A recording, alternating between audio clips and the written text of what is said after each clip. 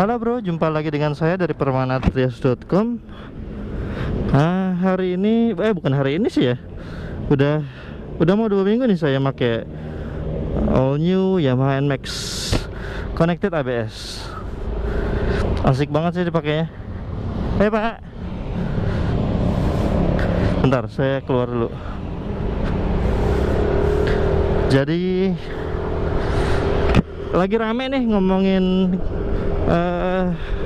all new Honda PCX 160 dari klaim pabrikan. Kedua motor ini selisih 0,5 kW. Jadi punya si Honda PCX ini dia lebih besar 0,5 kW dari Yamaha NMAX 155 yang notabene selisih cc nya kurang lebih 1,9 cc ya. Karena cc kubikasi real mesin all new Honda PCX 160 itu hanya 156,9 cc, bukan 160 penamaannya aja. Pendapat saya pribadi ya, di sektor mesin saya lebih suka all new NMAX. Kenapa? Karena all new NMAX bukan cuma sudah 4 klep ya sejak 2015, tapi all new NMAX sudah dilengkapi dengan teknologi VVA nih bro. Teknologi VVA, kalau punya duit di range harganya Yamaha NMAX 155 Connected ABS, all new NMAX 155 Connected ABS, dan Honda all new PCX 160 ABS, kira-kira pilih mana? Ya, jawaban saya sih terserah masing-masing teman-teman semua ya, karena kan memang duitnya di teman-teman kan. Nggak mungkin saya maksa harus beli ini, nggak mungkin. Tapi kalau ditanya pendapat saya dengan pertimbangan value for money ya, jadi nggak cuma ngomongin motornya tapi juga ngomongin part dan ngomongin after salesnya. Sebenarnya dari segi motornya pun all new NMAX masih unggul dari sisi safety ya. Kenapa? Karena all new NMAX ABS dia depan belakang ABS bro.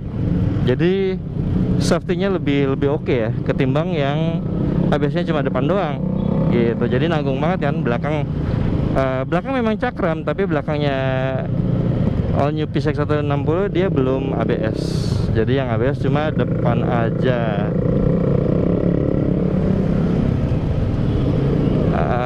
Bentar.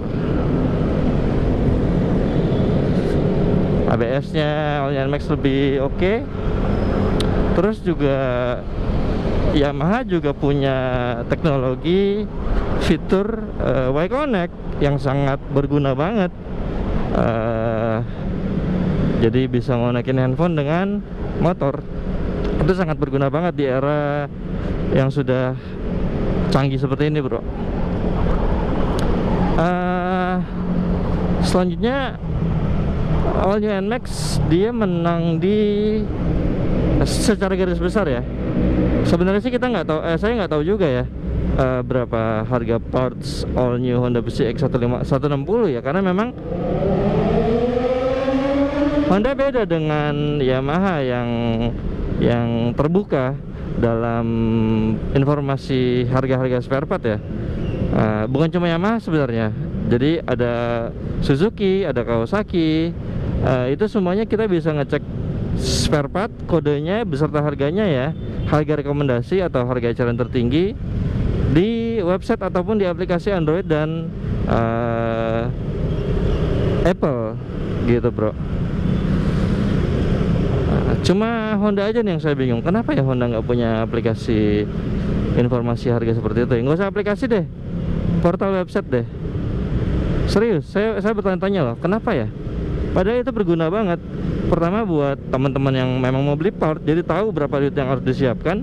Dan kedua juga mencegah terjadinya kekeliruan, atau bukan kekeliruan ya.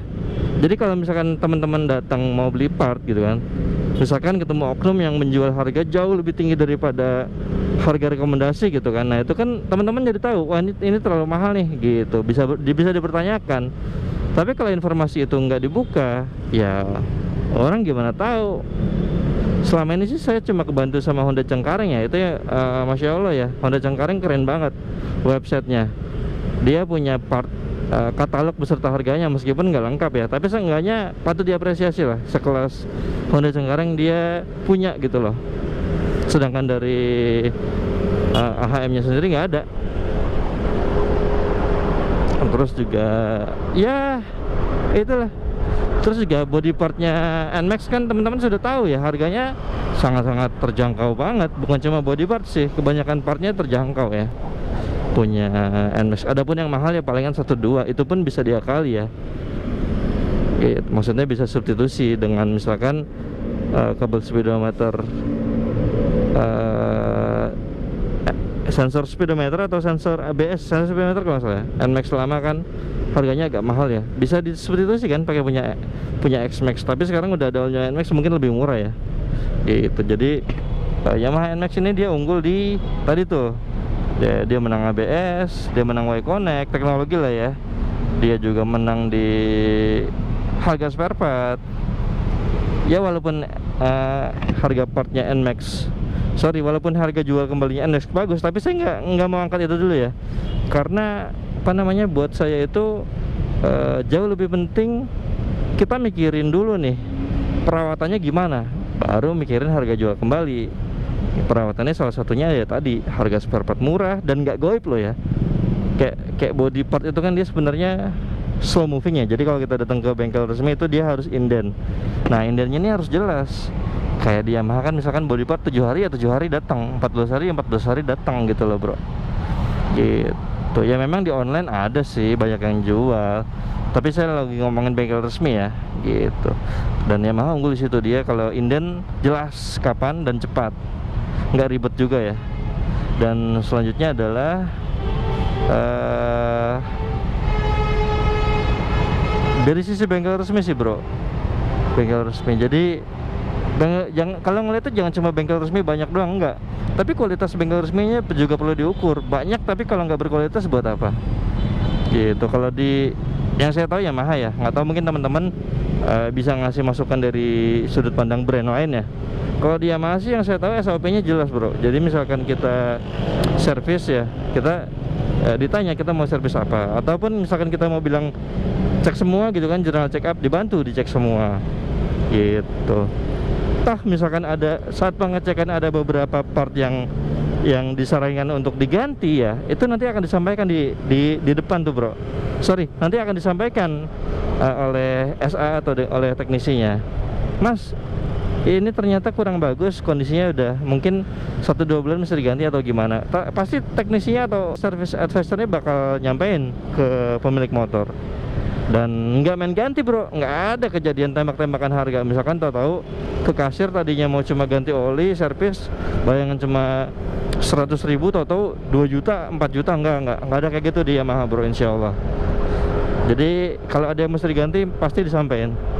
Dan kalau pemilik motor nggak ACC ya nggak diganti gitu. Beda dengan brand yang saya nggak perlu sebut ya. Saya kalau ngelihat di website atau di sosial media ya banyak keluhan tentang ya gitu deh, datang ke bengkel resmi cuma pengen ganti ini atau servis ini, tahu-tahu kaget ngeliat notanya karena ada part yang diganti tanpa ada konfirmasi ya, tahu-tahu diganti aja gitu.